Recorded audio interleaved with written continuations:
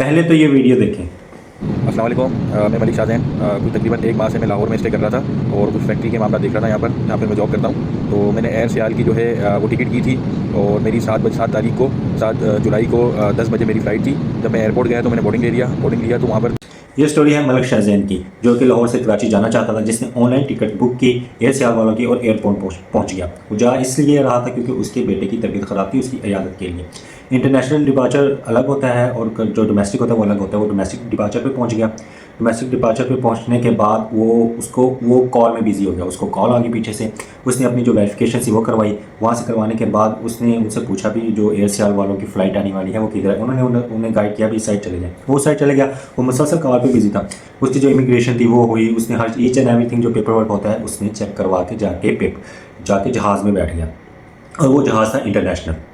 अब आप पूरे सिस्टम का, वहाँ के एयरपोर्ट का पूरे सिस्टम का भांड देखें भी, वो चलो बंदा फ़ोन पे मसरूफ़ है, जो कि क्राइम नहीं है, लेकिन वो सारे अपने पेपर्स दिखा के जाके फिर भी उसने जाना कहाँ था, डोमेस्टिक में, जाके इंटरनेशनल में जाके बैठ गया, जो कि ख़ुद बिठाया गया, यूँ समझ लें। अच्छा जी। वो मुसलसल कॉल पे बिजी था। फिर जी फ़्लाइट उड़ गई। फ़्लाइट थी 1 घंटा 45 मिनट की। मील वगैरह आया, उसने खाया, लेकिन वो मुसलसल उसने नोट किया अभी फ़्लाइट तो जो जहाज़ रुकने का नाम ही नहीं रहा। उसने एयर होस्टेस से बात की। एयर होस्टेस ने जब उसके पेपर्स देखे तो वो दंग रह गई भी, आपने तो कराची जाना था, ये तो जद्दा की फ़्लाइट जा रही है। उसने ये भी बोला कि जो ना उधर जो मुसाफिर थे वो एहराम बांधे हुए थे, तो मैंने सोचा शायद कोई कनेक्ट फ़्लाइट होगी क्योंकि अक्सर जाती हैं, तो मैंने वो इग्नोर कर दिया। वो एयर होस्टेस दंग रह गई।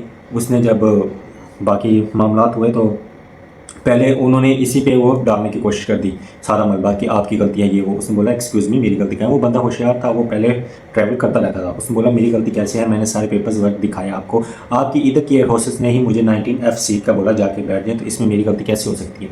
खैर फ़्लाइट जद्दा पहुँच गई। जद्दा पहुँचने के बाद इन्होंने बोला कि आप फ़्लाइट से नीचे उतर जाएँ, जाके फ़नकारी दिखाने की कोशिश की, या फ़्लाइट से नीचे उतर जाए, जाके सऊदी को जो है एयरपोर्ट, उन्हें जाके बोले भी मेरे साथ यूँ ही हुआ और मैं आ जाऊँ। बंदा होशियार, तो उसने बोला नहीं, मैं नहीं उतरना चाहता।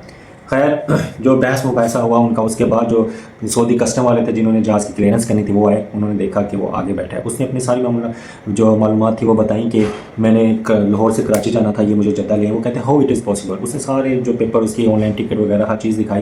तो फिर वो जो जहाज़ जो पायलट थे, जब उन्हें गलती का एहसास हुआ तो उन्होंने बोला कि ठीक है हम आपको वापस ले चलते हैं। उन्हें वो शाहज़ैन को लेके वो लाहौर वापस आ गए। लाहौर वापस लाने के बाद उन्होंने दस्ती उन्हें पकड़ के सारी तहकीकें दोबारा शुरू कर दी। एक जगह से तहकीक हुई, दूसरी जगह से तहकीक हुई, तीसरी जगह से तहकीक हुई। जैसे वो कस्टम से बाहर निकला, उसको बोला भी आप कौन हो, आप नई टिकट खरीदें, आपने कराची जाना। तो उसने फिर नई टिकट खरीदी।